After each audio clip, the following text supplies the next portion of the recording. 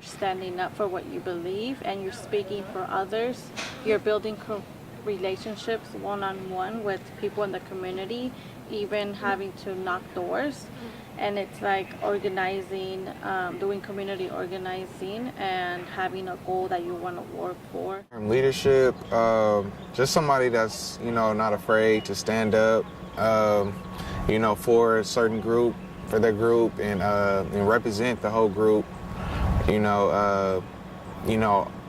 Being open-minded to, everybody different views, and just, being the one to take that first step to, you see there's a problem with something and you taking the first step to be the one to change. And because a lot of people probably see it, but, don't have that strength to step up. I was never involved in any decision making or anything really when I was young, and I don't think that's okay. It's my life, and it's these young people's lives, and they should be involved in everything. So it's really important to me that youth are involved in every step of decision-making processes. And I was part of the Youth Leadership Academy, and we all got strategies on how to promote our own wellness. Now, from there, I moved into the steering committee, got my role into coordination, and I don't know if most of you remember me, but I did some facilitation for the undocumented students affected by mental health. I did a workshop. A lot of research meetings with the school majors, the principals, city council, and speak at school board meetings. We hold a group, and that is all about youth leadership, and it's a pro-social activities group, so it's not a therapy group or any other type of group whatsoever. And we celebrate them for their leadership abilities. We ask them to come and present to the board of directors. We ask them to host and create these huge events for all the other teams in our agency. We need to prepare high school students and college students to get more involved in making decisions for their own communities. I found a community that believed positive and healthy transitions to adulthood and made possible by eliminating stigma, extending the respect to all the constituents, and advocating non-restrictive services. Having advocates and mentoring and support groups for a lot of underserved. We need to make them feel empowered, and we need more leaders in our community. Meet the youth where they are. Don't push them too hard. If they aren't ready, allow them to not be ready. And when they finally muster up that tiny ounce of saying something out loud, celebrate them for that.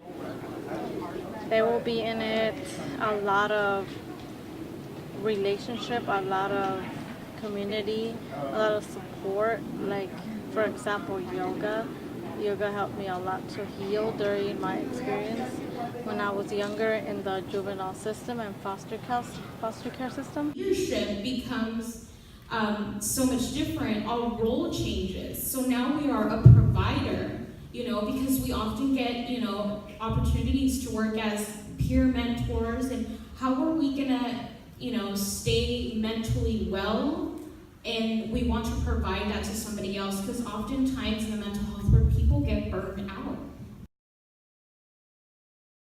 When I reminisce about my struggle that I went through, when I think about, and that's why I tell my story a lot, because it reminds me of, that I went through, some things, and then just when I'm doing my leadership role, I see that I wasn't the only one who experienced, a lot of crazy stuff and growing up, differently than the traditional American way of growing up. To be kind and love each other and have dignity and respect. Actions, we also empower. We socially include struggle, resilience, and wellness as part of our treatment. And for wellness, we dissected what wellness actually means.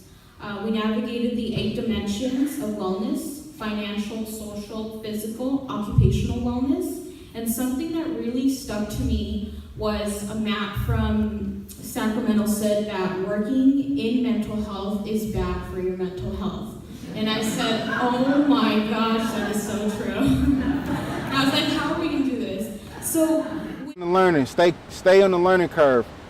Find a good mentor, somebody who have been in the field, who's still passionate, and somebody who has not been jaded by the amount of work that they have to do.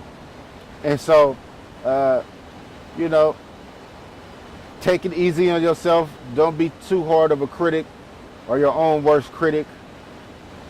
You know, have faith and trust that, you know, even your decisions and the mistakes you make, you'll have an opportunity to improve and do better the next time.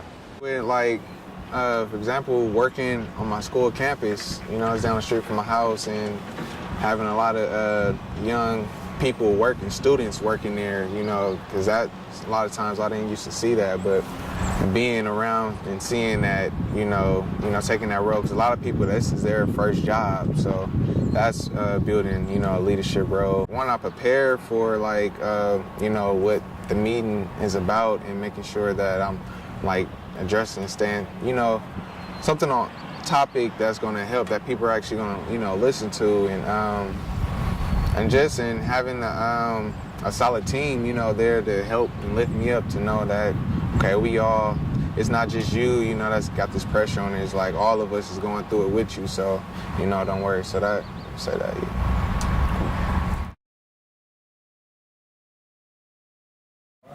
My community and my children motivate me, and I motivate them. So it's that vice versa, that it's just that dream or goal that I want to accomplish doesn't let me settle for little. I need to keep going until I get to where I want to be.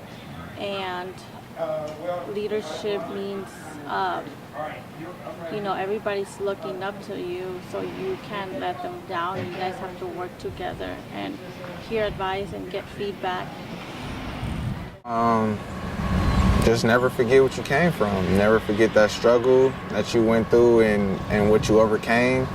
And just, you know, always remembering that process, and that, you know, you speaking up is going to help somebody else out and because they could be, you know, you never know who's going through what.